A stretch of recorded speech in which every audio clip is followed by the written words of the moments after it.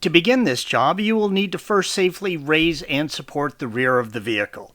For additional assistance with that task, please follow the link provided at the end of this video. The rear shock connects to the trailing arm, red arrow, on the bottom, and the chassis, yellow arrow, on the top. Note other components have been removed in these images for other articles. You do not need to remove anything other than what we speak about in this video. There is a bolt that runs from the inner wheel well through the top of the shock, red arrow.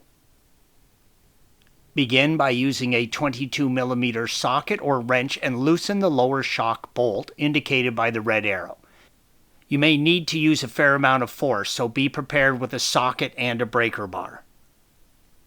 With the bolt loosened, support the trailing arm with a jack, red arrow, to take the weight off the bolt. This will make it easier to remove the bolt and washer. Remove the large mounting bolt and washer, yellow arrow.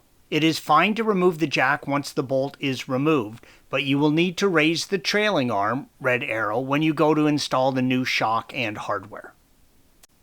Use a 19mm wrench and remove the upper nut, red arrow. You may need to hold the 19mm bolt from the outside with another wrench and then push the bolt far enough into the wheel well until you can slip the shock out.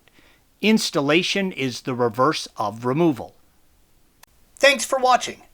Be sure to subscribe to our channel and check out another video in this series.